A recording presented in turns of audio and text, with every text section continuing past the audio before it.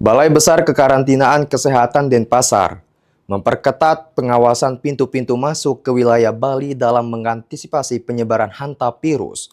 Kepala BBKK Denpasar Heri Saputra di Denpasar Rabu 13 Mei juga mengoptimalkan personel yang berjaga dan mengamati orang yang datang dari luar negeri melalui thermal scanner.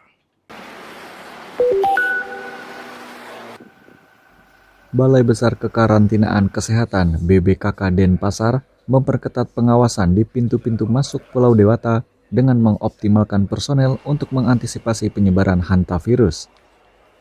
Petugas BBKK Denpasar berjaga di seluruh pelabuhan Bali dan bandara mengawasi kedatangan penumpang dari luar negeri dengan bantuan perangkat thermal scanner. Kepala Balai Besar Kekarantinaan Kesehatan Denpasar, Heri Saputra, pada Rabu 13 Mei, menuturkan sebanyak 37 personel diterjunkan untuk berjaga yang dibagi dalam 3 shift.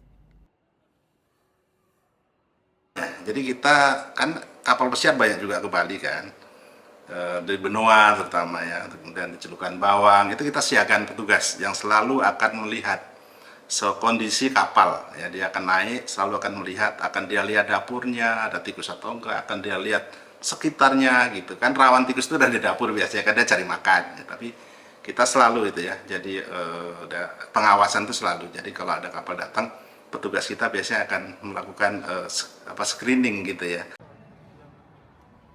Meski belum ditemukan suspek hantavirus di Bali, BBKK Denpasar juga mengimbau masyarakat untuk menjaga kebersihan lingkungan untuk menghindari kontaminasi kotoran atau urin tikus.